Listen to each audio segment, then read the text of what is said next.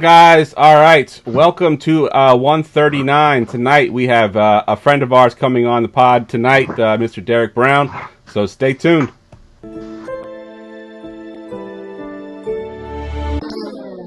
Fantasy football, you dealing with the best. Keep it hype, authentic, this ain't nothing like the rest. With the Armchair Fantasy Show podcast, give advice for all the listeners to improve your stats. Yeah, we live on goingfor2.com. Tuesdays and Fridays, this is what you want. Talking dynasties and daily drafts, and we just getting started, that ain't even the half. Yeah, so go ahead, tell your friends to join. Going for two, cause no one remembers the extra point. Hey, goingfor2.com, the Armchair Fantasy Show.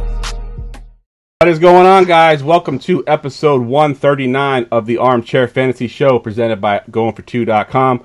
I'm your host, of course, Jeff Lambert. You can follow me on Twitter at JeffLambert77. We are live every Tuesday, actually just Tuesdays right now. I say Tuesday and Friday, but just Tuesdays in the off season. We're on Facebook Live, Periscope, and YouTube. Syndicated, of course, on all major podcast networks and in the Going for Two app for iOS and Android. I'm here, as always, with my co-host, Mr. Ryan Searfoss. Ryan, how you doing tonight, man? Dude, fantastic. It's nice to have some human interaction, talk some football. Definitely, with this whole thing going on. So you're on full quarantine, right? Like, you can't, everything's shut down where you're at, and you're not working? Yeah, I'm working from home, but yeah, we're locked down everywhere. We're allowed to go to the grocery store and get gas and get food to go, and that's it. That's about it. Wow, that's crazy. All right, and also joining us tonight is a friend of the show. He's been on a couple of times. He's a dynasty analyst, Mr. Derek Brown, a.k.a. at DBro_FFB on Twitter. Derek, man, how you doing tonight?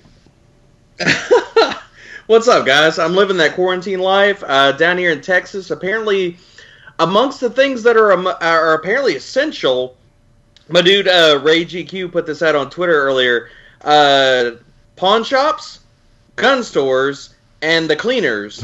So amongst grocery stores, those things are essential down here in Texas. So, I mean, it's lit, man. We're all living quarantine life. I'm loving the fact that we get on here and get to talk some football and, like Ryan's talking about, talk to other humans, especially humans that are around my own age, as opposed to the tiny little narcissists that are running my house right now.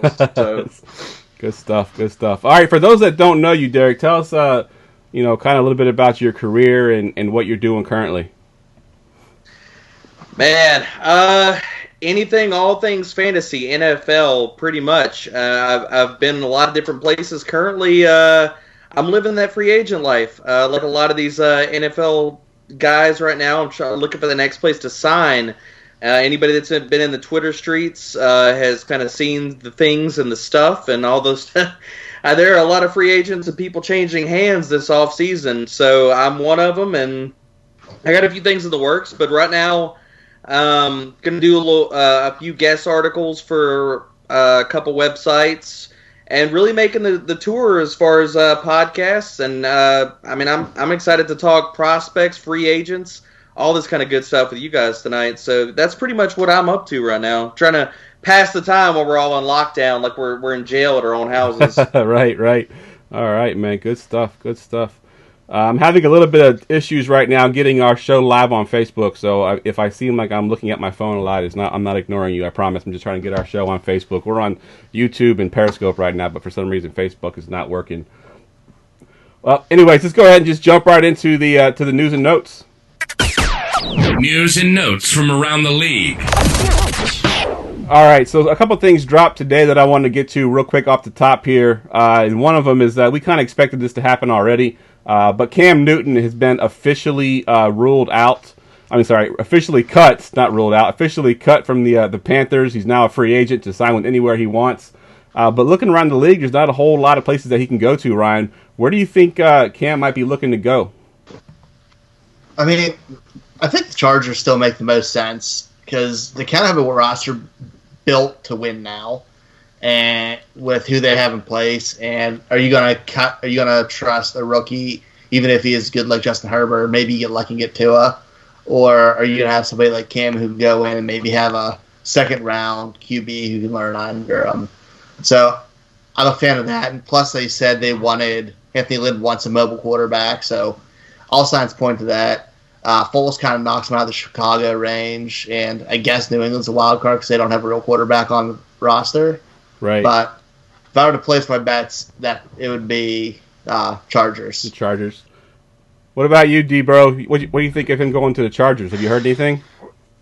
The Chargers make sense on paper. I honestly think that they're leaning towards taking a quarterback, though, in the draft. I don't think they're going to move off of that. So the Chargers do make a lot of sense, especially when you have Tyrod there, who is a stylistic fit. I think that you can draw a lot of parallels for teams, considering smart teams that will mold their backup position around kind of whoever the starter is. So if there is an injury, per se, like if you look at Baltimore, they have RG3 just ready to go if that's the case, if Lamar goes down. So do the Chargers make sense? Yeah, I see it. I don't think they're going to go that way. Looking at salary cap space, at least amongst the top 5-10 teams, I think the Redskins could make some sense as far as Rivera's there. Other teams that are out there, the other team that makes sense, and I would have said them if they didn't just sign frickin' Mariota, was the Raiders. Right. But that's already been done. As far as the actual landing spots that still could actually happen, I mean, all of these spots just dried up so quickly. I think Washington makes a ton of sense as far as just fit, and they have some money to burn. And if Cam signs even just, a 1-year deal, like a prove-it deal, and then goes back onto the market next year, that makes some sense. Because really, where else are you looking at where he's going to be able to start? Even just staring down depth charts and stuff like that, the Bears have already been sewn up. The Patriots don't have any salary cap space, although we're all talking about that. Unless Cam is going to sit here and take pretty much, he's not going to get paid any kind of money. Where is he going to go outside of possibly Washington, or like Ryan's talking about the Chargers? Yeah. Where else could he go? I don't see any other fits. Yeah, I agree. I don't see any other fits, especially if he wants to go in and be a starter. Chicago's an option, but I don't think he would start right away. They would try to go with Mitch Trubisky originally. Maybe he takes over, through the middle of the season or even the first couple of games. But if he wants to go be a starter, his options are very, very limited right now. I think the Panthers kind of did him a little bit dirty by letting him hang on for so long. They could have cut him, weeks ago and let him sort of get the pick of the litter there with those teams that were looking for quarterbacks. But then once all these guys started falling into place and he gets released today, there's nowhere for him to go now. Now he's just stuck with whoever's left to kind of sign with them and hope that he can get a starting job there. So, pretty shitty thing on the Panthers side of things to let him hang around for so long. Well, and I don't know how much of was the Panthers or was the physical or what. There's so many details that kind of get floated out there about is he healthy, and then he gets released and then we find out that they actually conducted a physical and stuff. So all the COVID stuff and whether teams could actually physically check him out. I kind of wondered too, how much were the Panthers asking for him? Because the asking price, what were they asking for Cam that they couldn't get a deal done? Right. That's the part that we don't know the other side of this coin.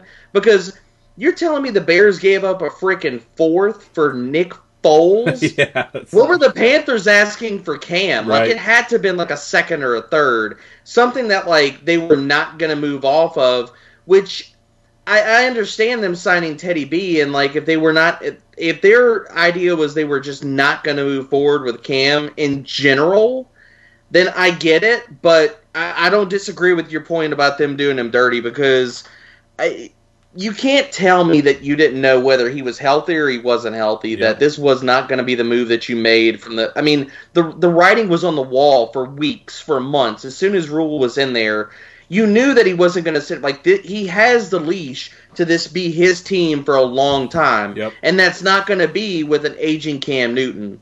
Yep. Yep. Here's a weird option. What about the Dolphins? So, fellas, obviously they're going to probably take Tua at quarterback. And if they take Tua, they may not want him to start this year because of injury. Right. But they just re-signed Fitzpatrick, didn't they? Yeah, but it's Fitzpatrick.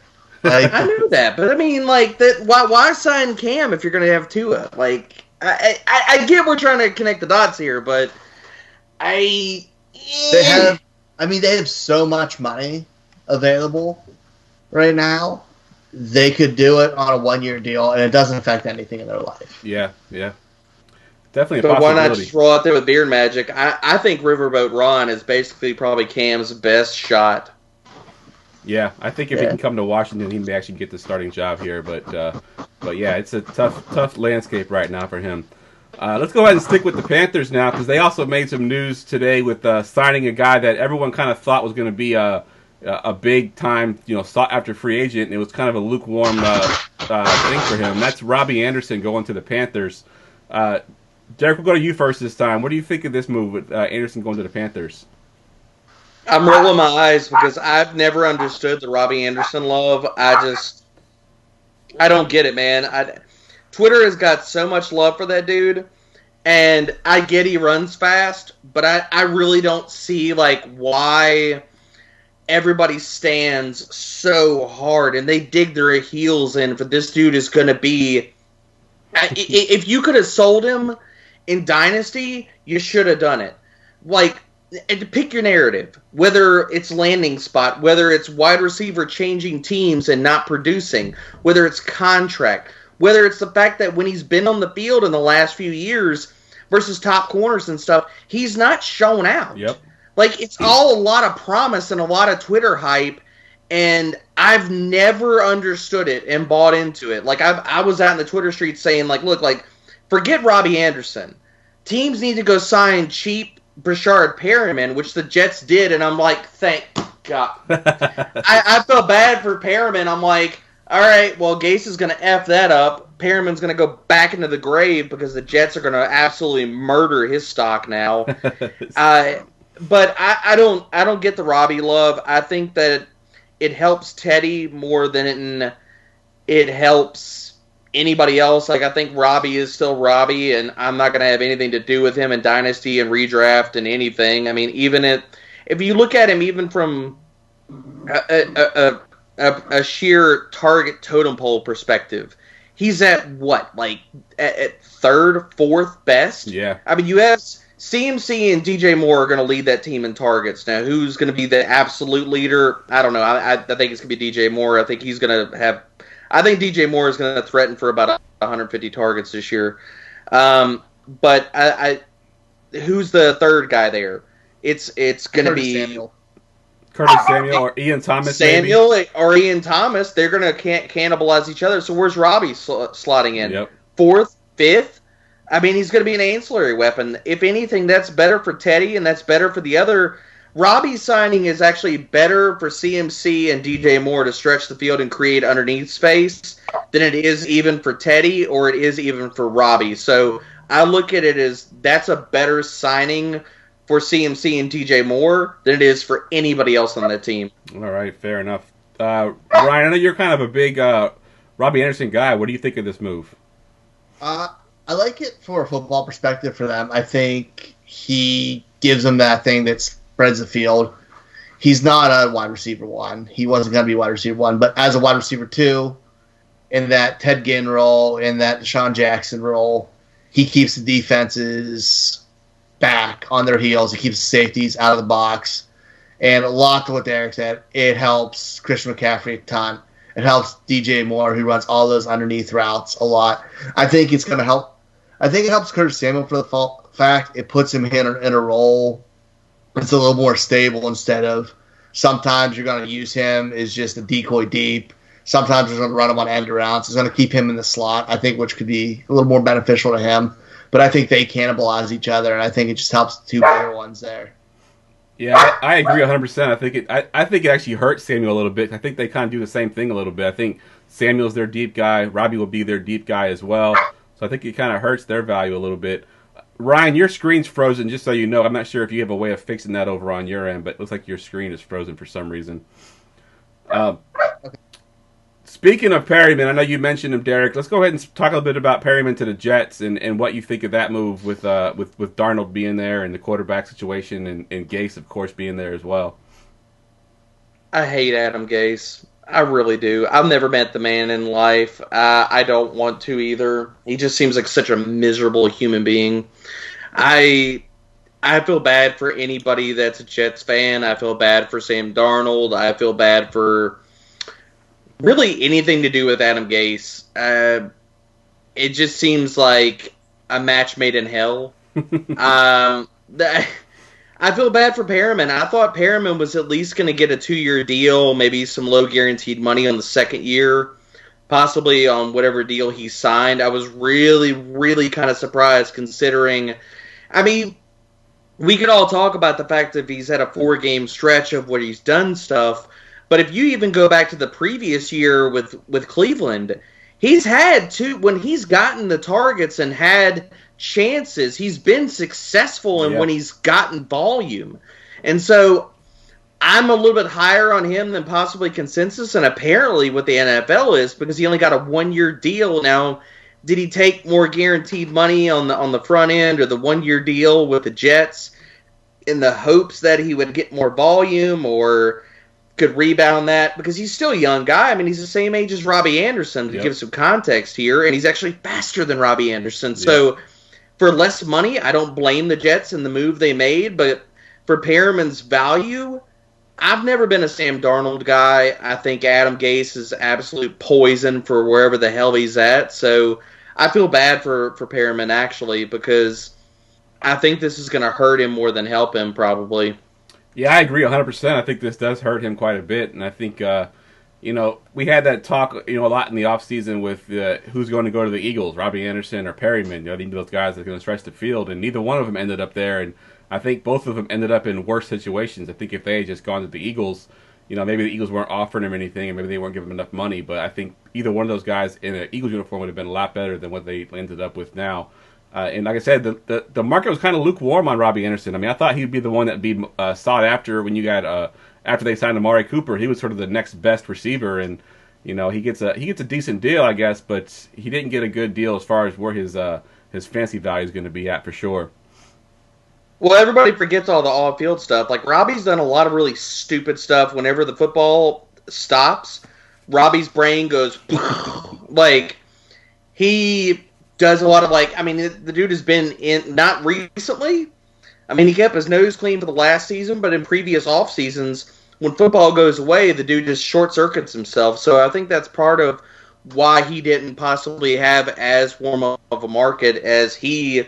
I mean, per Roto-World blurbs, his own musings. Yep. I think his market was very sobering, possibly for him, as to be like, wow, I do stupid stuff off the field. I don't get paid. So crazy. Exactly. We're still waiting for Ryan to come back here. He's trying to reconnect his computer here. Hopefully he'll be back with us shortly here. Let's go ahead and move on to the next subject that we got here. We'll try to shorten up a little bit here. We got Manny Sanders signing with the Saints. Kind of a big signing, actually, I think, for his fantasy value. What do you think of Sanders there with the Saints? Love it. I absolutely love this signing for the Saints. I like it for Sanders.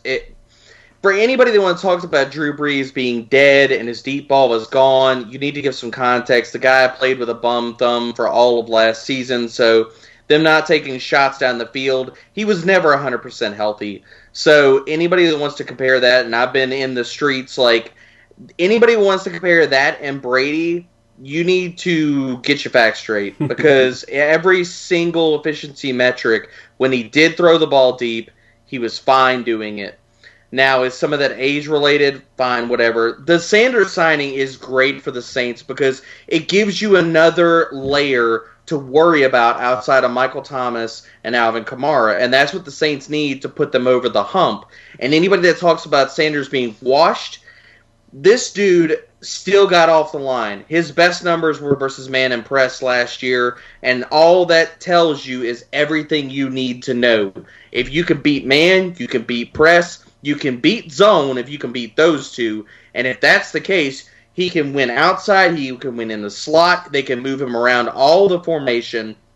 I think the other thing that we need to give context to is that with Sanders there, this absolutely squashes every single bit of Jared Cook love that anybody could possibly have.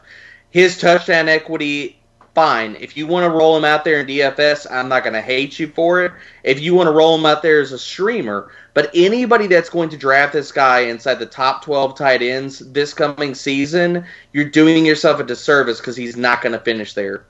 That's a pretty bold statement there because, I mean, he was, I think, tight end 10 last year, and he missed a bunch of games. Yep. And, if Sanders is there, I do agree that it kind of hurts him a little bit because Sanders kind of works that same area of the field. And, I saw him up close and personal last year at Sanders because, of my team, the 49ers. And, I mean, that dude still has it. I mean, if you watch his route running ability, he has it all. I mean, he creates separation still, even with that injury he had 2 years ago. I mean, he is definitely a great addition for the Saints. I think if you own him in fantasy, I think you like that as well. I think he's going to be a valuable piece to maybe cover bye weeks. Maybe not a full-on starter for you, but for bye weeks and such, I think he's going to be a great addition to any team. And we are still waiting for Ryan to try to rejoin us. He's having some major difficulties here. So far, it's just going to be me and Derek rolling through these.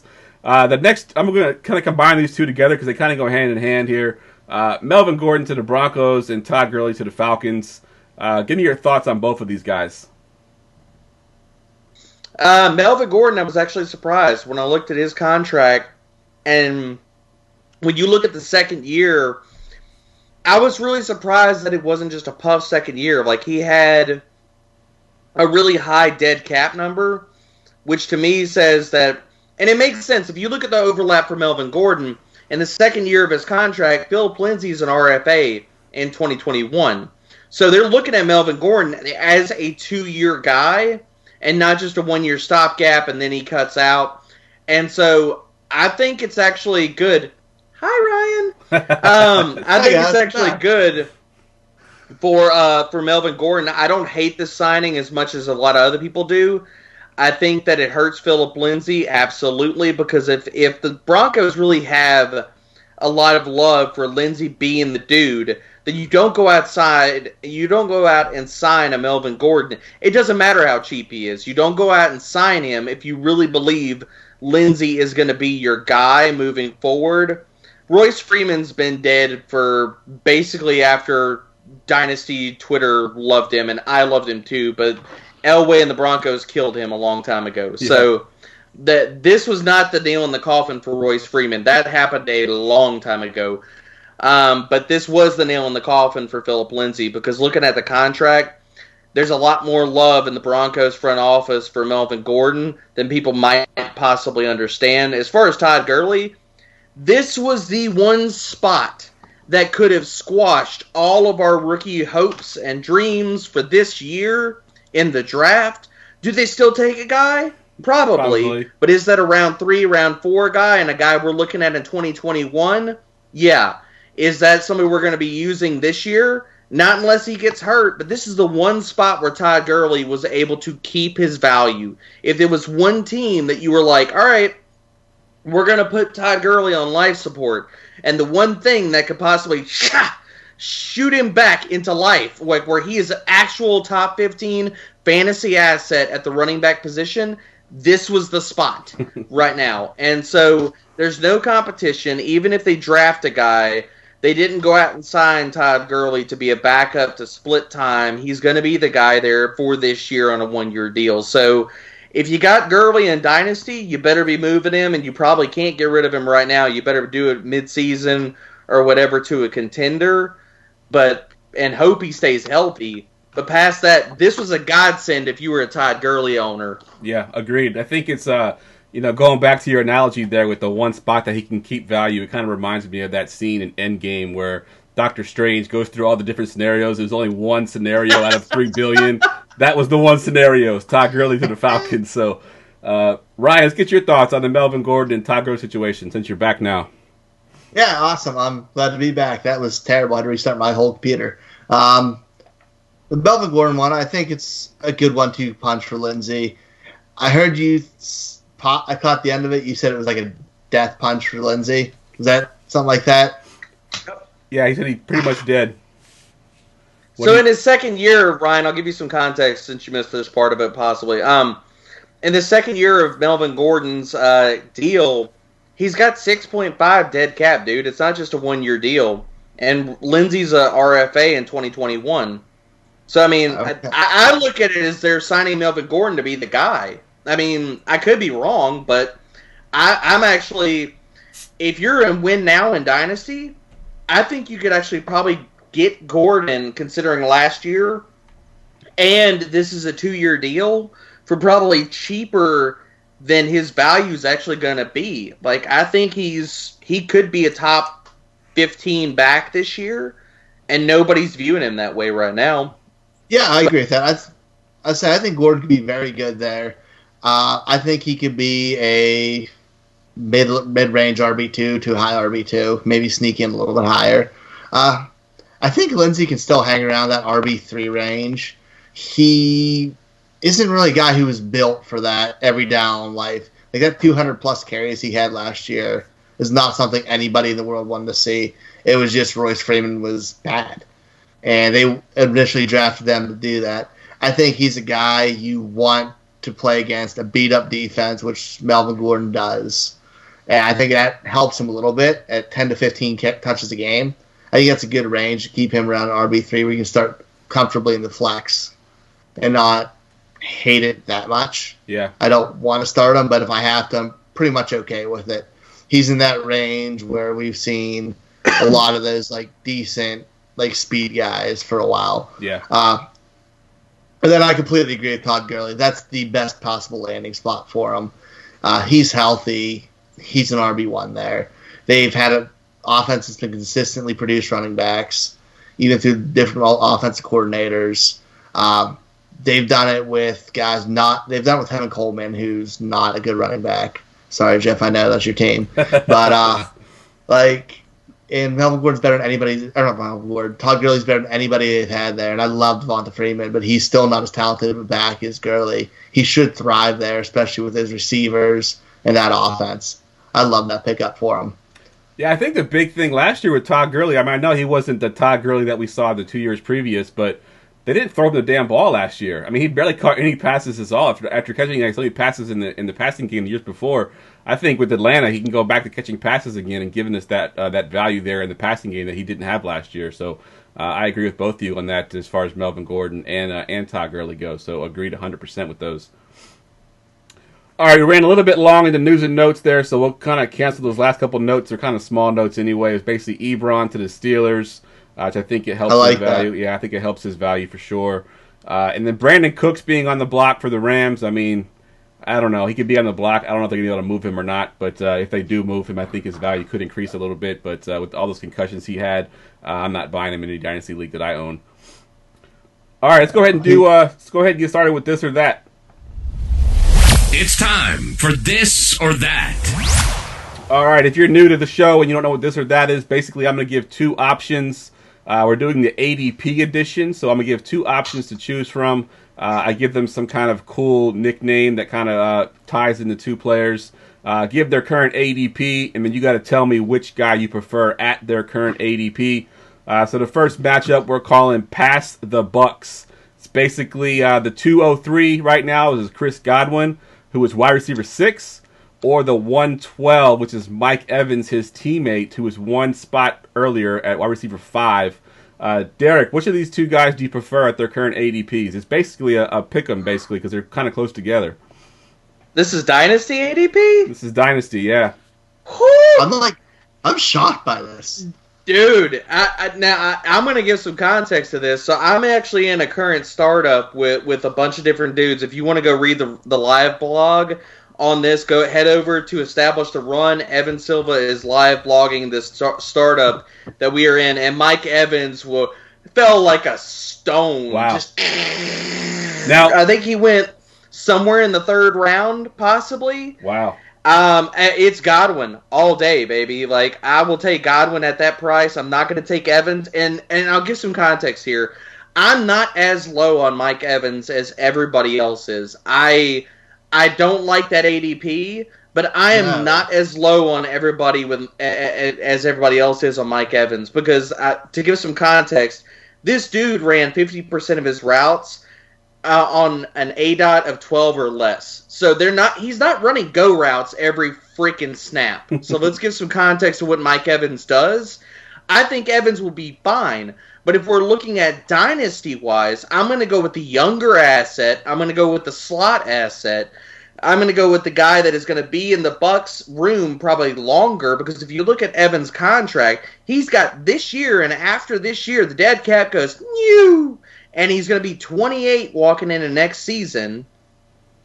No, I think Mike Evans is a huge sell, and I'm not touching him at this ADP. Well, where did this ADP come from? I was just going to give context to that. I got this from Dynasty League Football, but the way they do their ADP is they run mock drafts, and I don't know if they've run any mock drafts of late. So maybe this is pre-Tom Brady going there. I don't really know, but this is where I got it from, was from DLF. So we just did the Dynasty Draft Room startup you were in with me. I got him in round 4. Wow. So he's definitely going a lot cheaper. So let's base it on that, Derek. Does that change your mind if you get him in round 4, or are you still going Chris Godwin?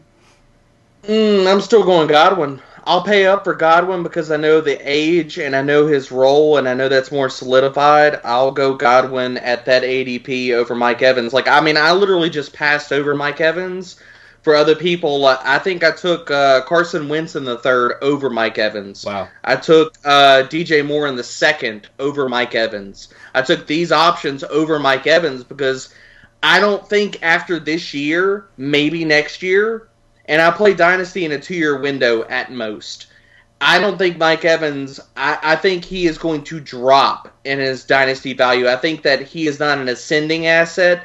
If you are having Mike Evans, you're hoping that he maintains value. And I don't want assets that I'm hoping that they don't lose value, and I don't see much of a way that they keep their value. That's not the assets that I want on my team, and that's the spot where I'm putting Mike Evans right now. Fair enough. What about your thoughts, Ryan? Let's go with the ADP that you have there of Mike Evans in the 4th round-ish.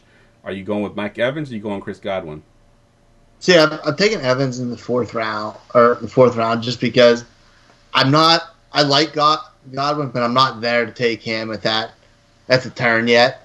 And that's what's going to sway me the other thing, because I think I'd go another way at that point of the draft where Godwin's going.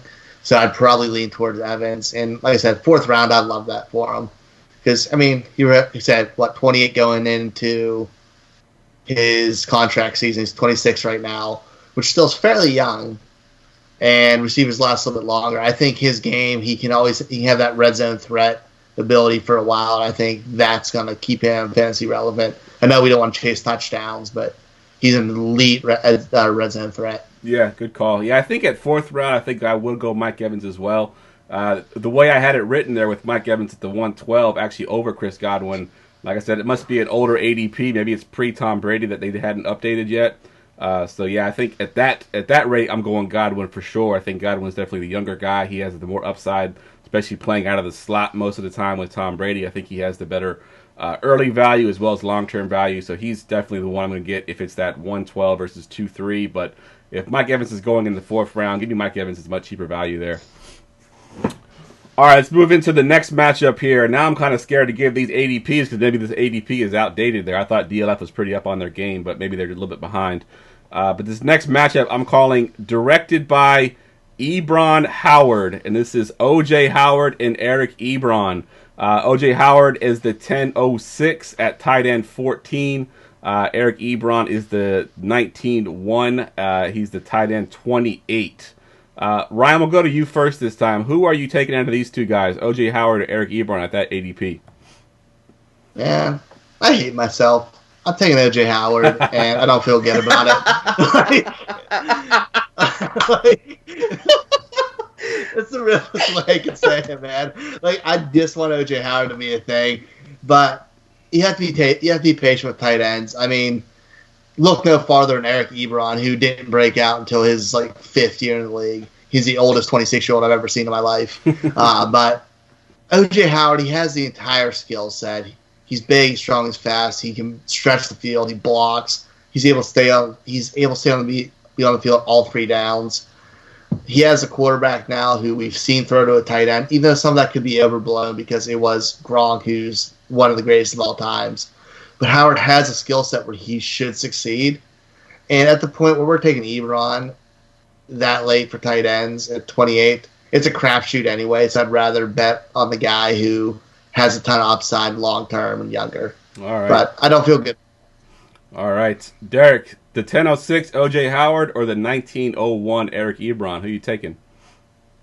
I'm going to take O.J. Howard. I don't want anything to do with Eric Ebron. I've never been an Eric Ebron person. I'm still not an Eric Ebron person.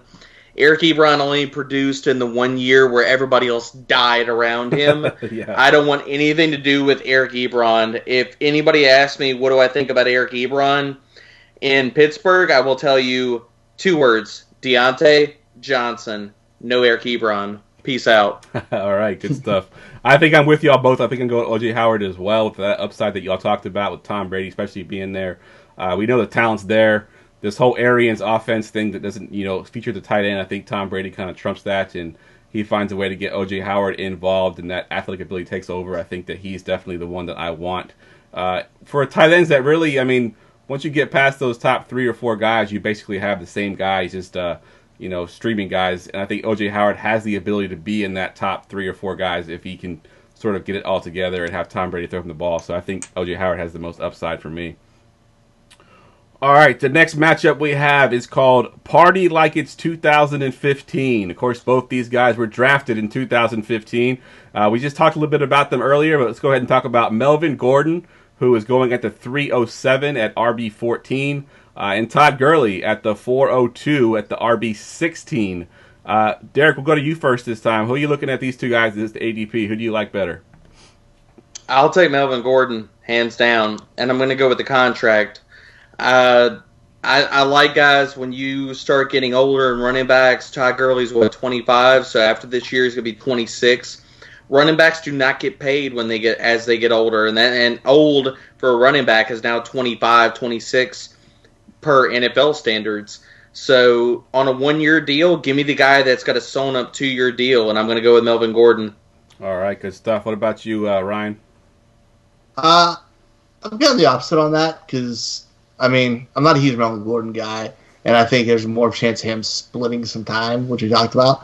But I just love the matchup of Gurley in Atlanta. And you kind of mentioned that 2-year window thing, which is perfect for a running back. And I think if he's healthy, he's got 2 years in him there. Do you think he's healthy, though? Who knows? But fourth round. He didn't look healthy for me. He looked like a 65-year-old running. He had no lateral agility last year to me, Ryan. Gurley looks like he's got Gurley and Sony Michel look like they're sharing the same knees to me. That's the thing that scares me about him. Will he pass the physical if it's really that bad though? Well, you pass the physical as long as his knees aren't swollen. He hasn't been doing anything for the last few months. Yeah, he looks like a north-south runner now, though. I didn't see any agility out of him. If he produces this year, could he get another 1-year deal? It's possible. I'm not going to rule it out because Atlanta is oh my God, it's such a freaking good spot. It still kills me that he absolutely just murdered a rookie running back spot. That's the part that I hate. But Anyway. All right, so I'll be the tiebreaker here. I think I'm with you, Ryan. I think I'm going with Todd Gurley for the 1 round cheaper. I wish I had the actual ADP up with people that are around Melvin Gordon to see who I can get if I waited to get Todd Gurley in the next round. But I had to imagine there's probably better guys at the 3, early 3 range, late 3 that I can get and then still land Todd Gurley in the 4th and still have similar upside, at least for 1 year. Maybe you get 2 years out of Melvin Gordon, you get 1 year out of Todd Gurley, but I still think that for this year, I think I'm going to take Todd Gurley at the 402 with about a round difference. All right, the next matchup we got, I'm calling this one Grumpy Old Men, and we'll do this one from a redraft perspective because it's quarterbacks, and these are old guys that in Dynasty basically have 0 value. So redraft perspective, we got Tom Brady at the 1205 and Phillip Rivers at the 1402. Ryan, we'll go to you first. Who do you prefer these 2 quarterbacks for redraft?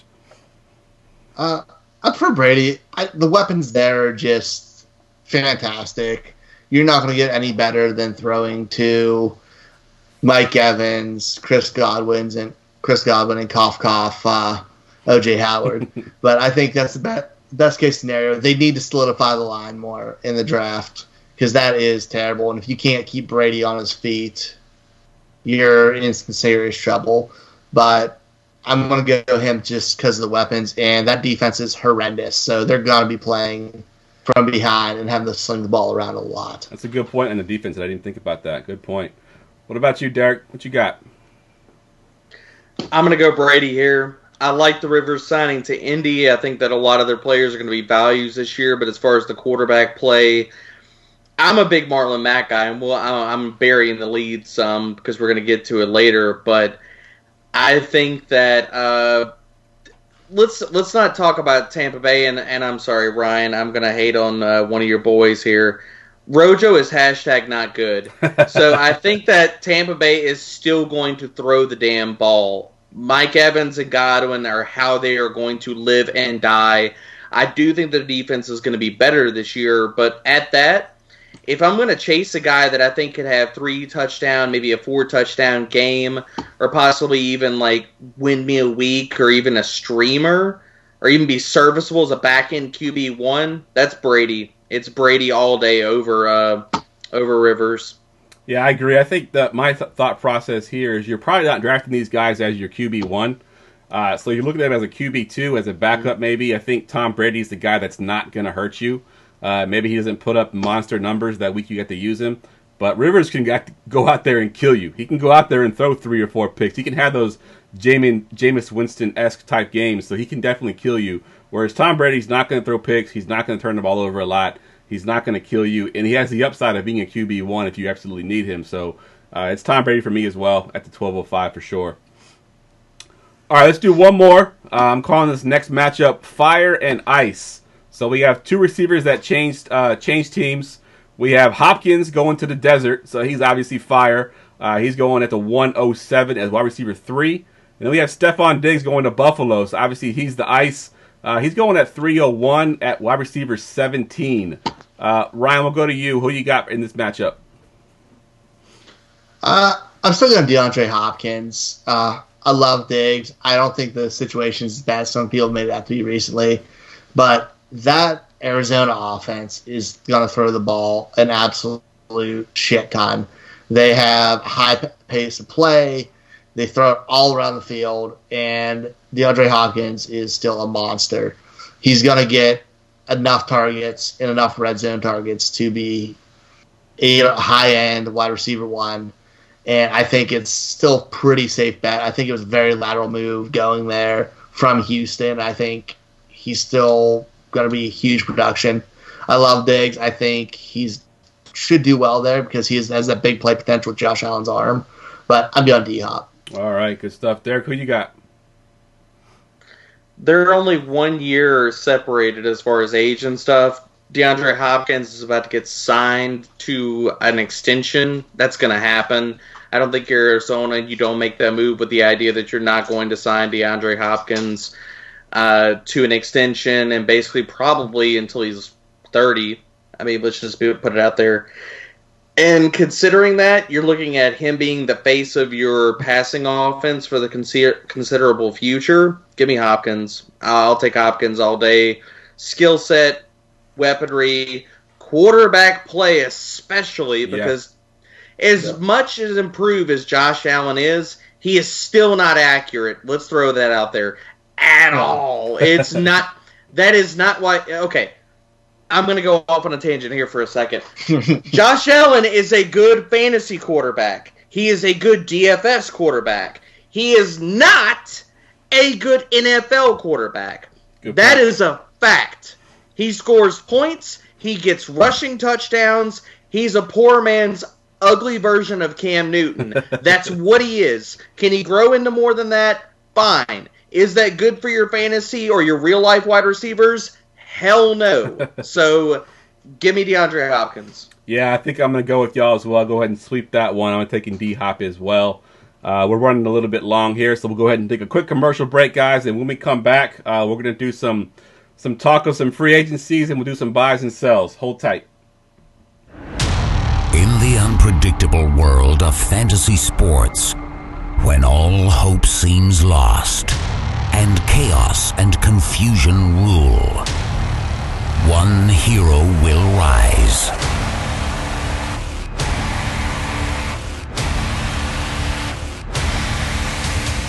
change everything. Goingfor2.com. Because no one remembers the extra point.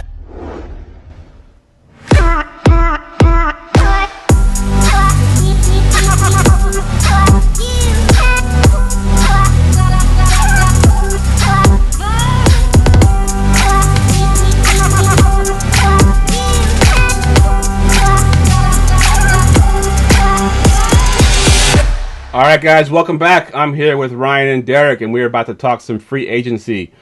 We are still having some tech issues, so I apologize for those of y'all that are on Facebook. You can't catch us live. You'll have to catch the replay when I post it after the show is finished. I don't know what happened, but I will figure it out. We've had some issues, obviously, with Ryan being cut off as well. It's the price of going live, but we're just going to roll with it. Let's go ahead and just jump into some of these free agents. Before the show, we had a few guys that actually got signed that I took off this list with Robbie Anderson and Perryman. But let's go ahead and talk about the quarterback here with Jameis Winston. Ryan, we'll go to you first. You know, we talked about it a little bit earlier with Cam Newton as far as spots that they can go now. There's not a whole lot of spots left for them. Does Jameis Winston end up a backup this year? I mean, he kind of has to be. There's not many teams who need a starting quarterback now. And he's going to be a backup. It's just fitting a team who he does a lot of similar things to what they have in place. So I think he ends up a backup somewhere on a team who's okay with a quarterback who'll take some chances, throw the ball around the field a little bit, and live with it. I'd say Pittsburgh, but they don't really have the cap to sign somebody like that because I think he'd be a quality backup for them. And he does a lot of the same things that Big Ben does. That's a good point. Yeah, that's a good point. So, Derek, if you own Jameis Winston right now, what are you doing with him? I won't own him. You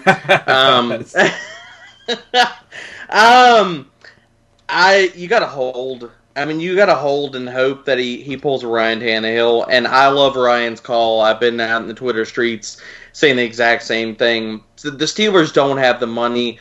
Jameis is not going to get paid at this point. At the $30 million, get the hell out of here. You're not going to get that. You were never going to get that. Right now, considering every other... Marcus Mariota just got a contract over you, considering all of this. He's signed to a team right now, and you are not. You're on the streets, dude. Like, you need to go to a spot where you could possibly have a role, and if you produce down the stretch... You could be this year's Ryan Tannehill. Yep. And if you're smart, which it's questionable if Jameis is,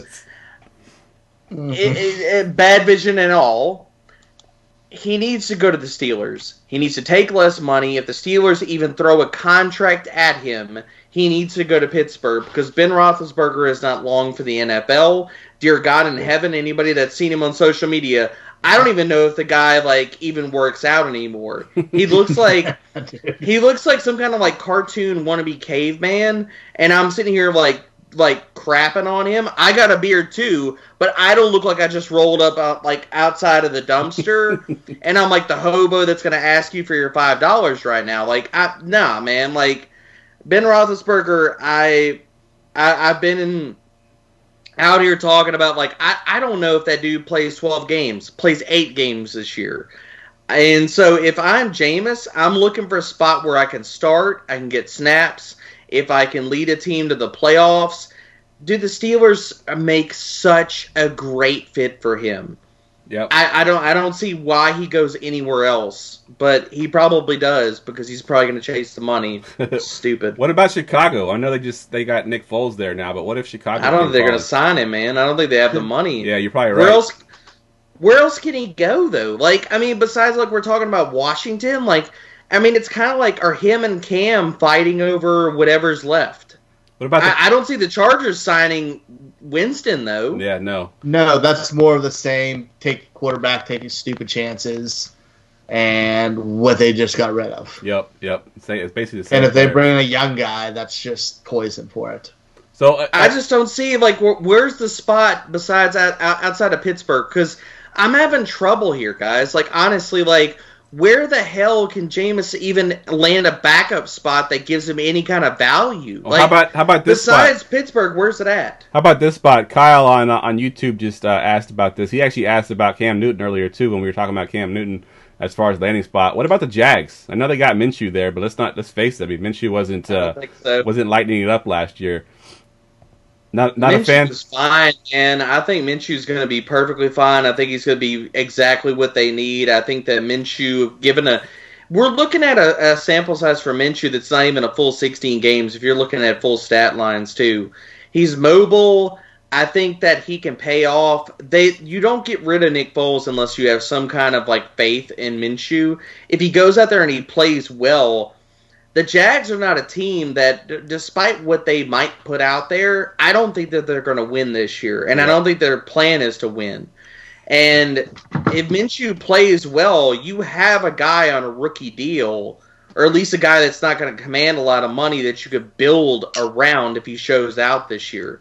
I think it's going to be Minshew. I think they're going to ride and die with him this year. Yeah, I agree. I think I think your option of Pittsburgh is probably his best option. I did hear another scenario, and I forget where I heard it, or I'd give him credit for it. But what if the Dolphins brought him in, draft Tua and stash him on IR because he has had health issues. Leave him there on the bench for the entire year. You go with Winston and Fitzpatrick. Kind of like what they did over in Tampa there for that 1 year, and play those two this year. What do you think of that, Ryan? If they're doing that, I'd rather have Cam. But man, yeah, it's kind of what I said when I heard it. Yeah, there's just no spot. Like, I have every team's depth chart up now, and I just literally hate every single one for them. Yep. Like, no team needs it. It's first time I've ever seen more quarterbacks than teams that need a quarterback. Yep. It's pretty crazy. All right, I think we spent enough time on these free agents. The other guys that are out there aren't very interesting. Devontae Freeman, Carlos Hyde, Lamar Miller, Tajay Sharp if you're really reaching, Demarcus Robinson if you're really reaching. But those guys aren't exciting, and we are up against the clock here. So let's go ahead and just jump into some of our buys and sells here. And Derek, you're the guest, so we're going to go with you first. Give me one of your buys. I'm all about some Marlon Mack. I love Marlon Mack. I think he's discount Derrick Henry. I think that there is a range of outcomes for Marlon Mack this year running behind. Because here's the thing. We've been talking about, I haven't been, but apparently it's a Twitter thing. They've been talking about Marlon Mack getting replaced for the last 2 years. Yep. Didn't happen two seasons ago. Didn't happen last offseason. Marlon Mack is still going to walk in and be the guy. In and out of the draft. They have a depth chart that's filled out. They don't need to draft a guy. They don't trade and try to get the pick. Like, I don't see a way that they draft a running back. And if they do, it's not going to be high enough to freaking matter to Marlon Mack. Marlon Mack is basically discount Derrick Henry. I don't care if he catches passes because I think there's a range of outcomes where Marlon Mack can sniff 12 to 15 touchdowns this year. He's running behind a top 10 offensive line. Phillip Rivers is better than Jacoby Brissett. Let's not get that wrong. That's a fact. Yep. If you look at every efficiency metric, that is a fact. And if he improves this offense, if T.Y. Hilton is healthy, give me all the Marlon Mack. I will take this year out of Marlon Mack because the fact of it is he's 24. If he gets a 2 to 3 year contract right now, his value is going to go up. If he balls out this year and he gets 12 touchdowns, his value is going to go up. And is a guy that his price in Dynasty right now and his upside for the 2020 season do not match. And the guys that where it doesn't match, that's the guys that I want to go out and acquire. Yeah, good point. I like that one. What about you, Ryan? What do you got for your buy low? I'm going for somebody who's kind of being hurt by somebody else's hype, and that's Christian Kirk. I know D-Hop's there. D-Hop is an absolute target monster.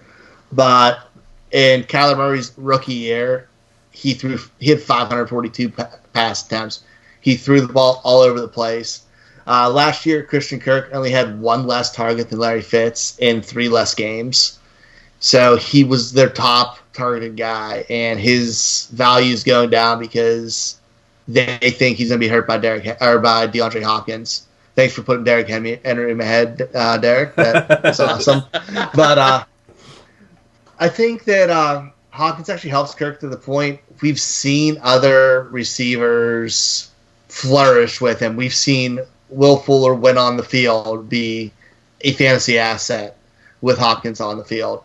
We've seen other guys that we've seen Kenny Stills do well with him on the field. The thing is, Christian Kirk's better than both of them. He can work those underneath routes. They can move him all over the field. They're going to manufacture ways to get in the ball because he's such an explosive athlete and can make plays. I think he's still a guy who can be a wide receiver too, and we're getting him at deep discount rates, and he's still very, very young. All right, I love that one. All right, so let me give you mine. I got 4 written down here. I'm gonna give you one of the ones that are sort of under the radar, sort of deep diving a little bit, and someone that people may have forgotten about. And I'm gonna go with Damian Harris of the Patriots. I know there wasn't a whole lot of value change for him as far as free agency goes, but there's a scenario in which Burkhead is no longer there, Brandon Bolden is no longer there. I've heard rumors that they can even cut James White, and he might join Tom Brady in Tampa. If all that stuff happens, and I know there's a lot of things that's got to happen, but Damian Harris right now is basically free. He's got all the tools to be a pass-catching running back and a running back, in that offense. Sonny Michel has been, a disappointment so far in his career. I think Damian Harris, at the price you can get him right now, for the upside that you might have if they do cut those couple of guys I mentioned there, I think Damian Harris is a definite buy low. I think you can buy him super low right now. Jeff, do you know who got him in our draft we just did? Who's that? Me. You did, of course. Of course you did. Of course you did. Small flex. All right, let's go back around here. We'll do our sell highs now, Derek. We'll go to you first. Who do you got for your first sell high? You need to be selling Darren Waller in every single league that you have him in, and I don't want to touch him in redraft at all. The fact of the matter is that Darren Waller he was signed to a puffed up 1-year deal. If you look at his contract in Dynasty, all of his dead cap is on this coming season. After this season, there is poof, zero, none. They can cut him, poof, gone. I don't want anything to do with Darren Waller because the fact of the matter is that the way that Darren Waller wins is that in the middle of the field. You saw in his splits last year with Hunter Renfrow on the field. I mean, I'm not going to say he disappeared, but there was a noticeable difference. The target share went down. The red zone target share was just vaporized. Yep. And if you look at walking into this year, every single mock has the Raiders going for a wide receiver probably in round 1. That's not going to help Waller anymore. Nope. So considering contract, considering role, considering a guy that was basically in a perfect storm of every circumstance to be the only guy, the only show in town, you need to sell him in every format that you have him and don't touch him in redraft because I promise you, as we all sit here with heartbeats in quarantine, he will not be a top 5 tight end in fantasy next year. All right, good stuff. I love that. I love that call for sure. I think I'm on the same boat as you with selling Waller as well. I think his value right now is super high, so definitely get out while you can. All right, Ryan, who do you got for your sell high? I'm Darius Slayton. I think he's a guy who may kind of disappear in the again. I know. I'm so sorry. It hurt me.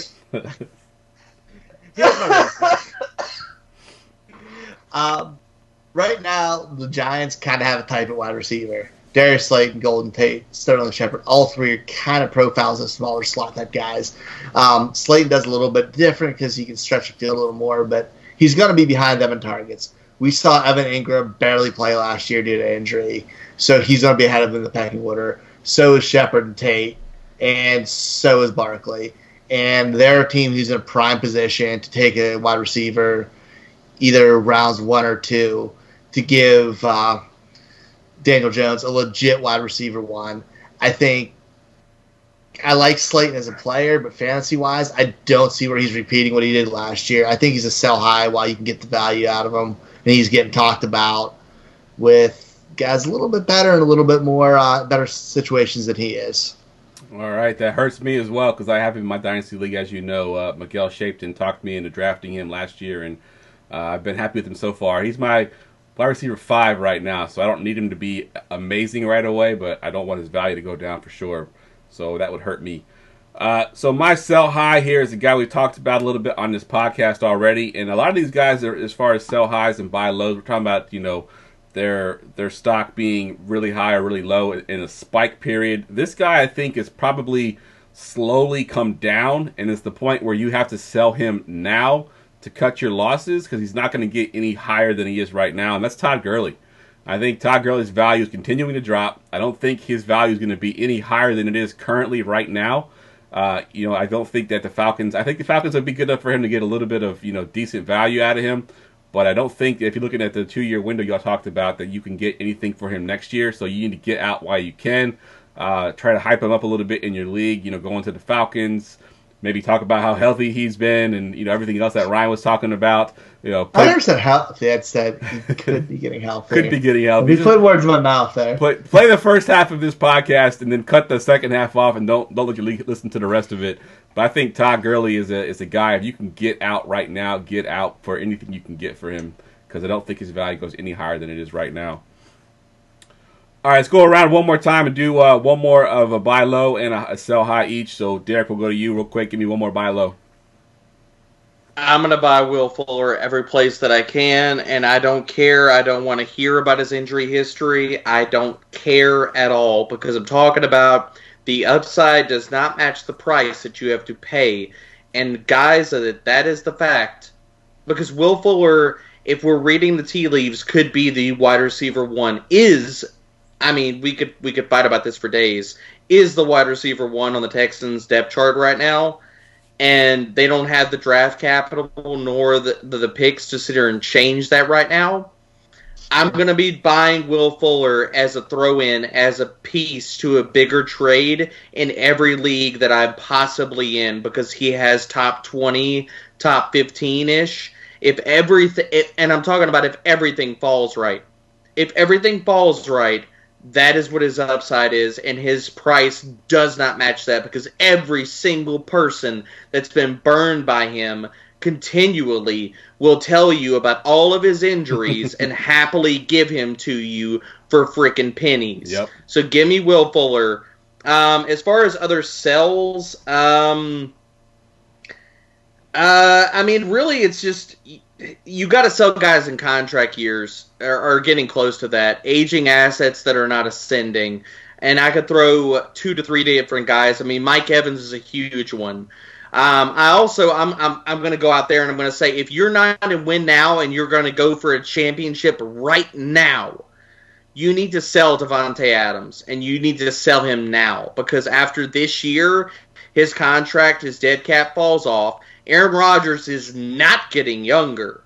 So if you look at it after this year, now I love Davante Adams for this year. I think that he could be this year's Michael Thomas, and the fact that he's the wide receiver one, that he's going to lead the league in targets. But if you are not win in this year, you sell Davante Adams for a buttload of stuff, and you restock your dynasty team for years to come. All right, good stuff. I like that. All right, Ryan, give me one buy low and one sell high. I'm going a little deep here because he's pretty much free, and I'm saying to buy low on Miles Boykin for Baltimore. I think yes, I love that. Damn it, I love that. I love it. I've been taking very, very much advantage of having NFL Game Pass this week, and he was one of the guys I was watching, and man, he flashed. God, he's so good. He flashed, man. He goes up, gets the ball. He's a burner. He blocks, so we're just going to keep him on the field in Baltimore. And the one thing that really stands out, the only time of the year where coaches ever tell the truth in their meetings and GMs ever tell the truth is at the NFL draft. And they were raving about him and talking about how they want to get him more involved. I think he has a good chance he's the wide receiver 2 this year. I think he starts on the outside. I love what he has. I think he's a guy. He's free. So go get him as a throw, and probably pick him up in free agency in some places. He could be a guy who blows up this year. In that Ryan, offense. What's the highest you'd pay for him? Because I'll be aggressive. I'll tell you what I'll pay. What would you pay for him the highest to get him on your damn team? Probably mid-second. I'd pay. Yeah, I was gonna say like late second, and I think that's an auto trade for a lot of different players. And I'm gonna throw out a hot take here, man. If he gets the target volume, I think Miles Boykin could be the new Kenny Golladay, man. I love him. I absolutely love him. All right, Ryan, you redeemed yourself on this one because you crushed my Darius Slayton, but I also have Miles Boykin on that same team, so you redeemed yourself. He's sitting on my taxi squad right now. I drafted him last year with the hopes that he would be something. Last year he wasn't, but I do think that he has the talent to do some things there. So yeah, I love me some Miles Boykin as well. All right, I'm gonna do a buy low, sell high that's kind of related a little bit. So I'm gonna go with the sell high first. I think the sell high right now is Adam Thielen. Everyone's talking about him taking over as the number one. Obviously, there's no more Stefan Diggs there. He's the number one guy there. I don't think he's going to be as good as he ever was 2 years ago, so I don't think his value gets any higher than it is right now. So I would get out on Adam Thielen, kind of, sell that Stefan Diggs angle that he's the only target they have right now. So get rid of Thielen. And then the guy that I'm going to actually buy low from that same team, I think he benefits from any departure of Adam Thielen and Stephon Diggs, is actually Irv Smith Jr., the tight end there. Coming out, I think he was my favorite tight end of the three. I know Hawkinson and Fant got all the notoriety, but I think Irv Smith Jr. kind of showed out a little bit. He's very athletic. He showed flashes last year. We know that tight ends take a little bit longer to sort of develop. But he did kind of come on late last year when they had some injury issues, and he looked really, really good. I do think that if Thielen is not what he was in the past, I do think Irv Smith Jr. this year can be this year's Mark Andrews. If he gets that target volume, I think he becomes that kind of Mark Andrews type guy with the touchdown. So I love Irv Smith Jr. If you can get him right now low, go out and buy him for sure. All right, guys, it is time for the Forgotten Fantasy Player of the Week. Get ready for GoingFor2.com's Forgotten Fantasy Player of the Week. All right, Derek, you got some tough competition that just the few shows before you had some really, really good ones. So man, you got to come strong. Who do you got for your Forgotten Player? Oh my gosh. So this is a good fantasy player that has been totally just slept on, forgotten about. Shoot, man. I am going to go with Julian Edelman. I think that he's old and people don't care about him.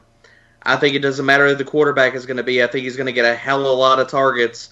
I think that people need to sit there and give that dude more love and praise, especially for this year.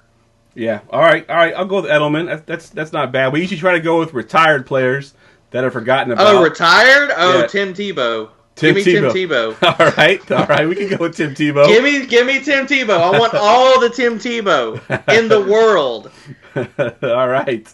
Tim Tebow, definitely. That's a good one because, I mean, he was relevant in fantasy. I know he wasn't the greatest NFL quarterback out there, but I think for a while there he was, with that rushing ability. Tebow made ugly sexy, okay? Yeah. Let's just throw it out there. Yes, he did. So I will still take the Tim Tebow. Tim Tebow has one of the plays where I'll never forget where I was. And that was his game-winning touchdown to Demaryius Thomas against the Steelers in the playoffs. I was at a bar in Pittsburgh, and I threw down the Tebow cursing after he did it. And then I just ran out of the place because the whole bar wanted to fight me. Yeah, that was one of those plays that, you definitely remember where you were when that happened. So, yeah, definitely. Tim Tebow is a good one there. Good one. Awesome. All right, let's go around the room real quick and give me your Twitter handle. And if you're working on anything right now, go ahead and plug that. So, Derek, we'll go to you first. Yeah, you can find me on Twitter at DBro_FFB. I'm on there. I'm currently, like I said, playing the free agency game. I got a few guest articles coming out for a few different sites and some things and stuff in the works. But yeah, check me out on there. Give me a follow.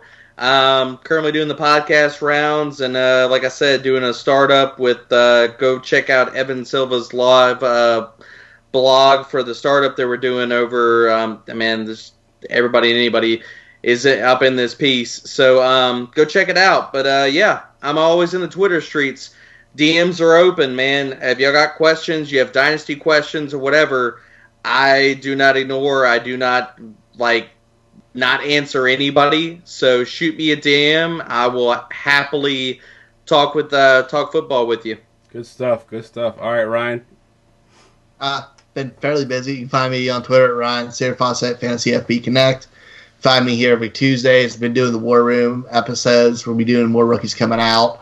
I'm going to do some more of the solo pods on the War Room first round in a couple parts to match with what I'm actually writing this week. Should be out soon. I did a Devi article for SEC for Dynasty Draft Room. And go Dynasty Draft Room. It's pinned on my profile to buy the draft guide. It's awesome. We have 91 players covered in depth on all of them. We're going to have updates as the season goes along with their draft, where they get drafted by, and how it affects Dynasty. It's $10. You're stuck in quarantine. You're saving money on gas. Go buy it. It's cheap and stuff. awesome.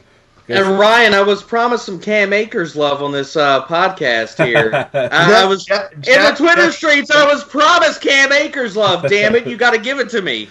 We'll have to have you come back on, man. We'll have to have you get back on the show. Then we'll do some Cam Akers love for sure. Yes. Cam Akers, he's borderline my RB3 now. I'm very torn between 3 and 4 for him. Oof. But I love Cam Akers. Good I know I did Good. promise more. Jeff just shut it down. We've talked rookies a little bit too much. I had to mix it up a little bit. I said Cam Akers only podcast, and he said no rookies. All right, It's so kind of- as always, guys, you can follow me on Twitter at Jeff Lambert77. That's Jeff with a G. We got a ton of things going on for April coming up here. Obviously, we have the draft at the end of the month, but we have a couple things going on. So we got Draft Pack 20. Hashtag DraftPack20. Basically, use that hashtag on Twitter when talking about the draft, and you will be automatically entered to win some great prizes. We got a fantasy football championship belt. We got a subscription to DLF football to give away. We've got a copy of the Black Book to give away. We've got a bunch of things to give away, guys. All you got to do is just go on to Facebook and use hashtag DraftPack20. That gets you entered into the contest. And then with that, me and Ryan are going to do a live stream for the first round of the NFL draft. We're going to have a ton of guests come on. I had about 12 guys today DM me. They want to come on the show for a 15, 20-minute segment. And during that show, we will give away all those prizes that we're going to have for the Draft Pack 20 contest. So, up until the draft, just keep using the hashtag there. The more hashtags you use, the more entries you will have. The chances I will get better for you to win a prize. So we did this last year. It was a great success. So we're doing it again this year. So be on the lookout for that. I also am running a DFS NFL draft contest. I'm doing everything by hand. Basically, you are going to pick a team of NFL prospects and try to stay under the salary cap, sort of like DraftKings. And then based on where they get drafted, you earn fantasy points. So if you want to play in that game, just hit me up on Twitter or Facebook, or you can email me at goingfor2fantasysports@gmail.com. With that said, that's a wrap.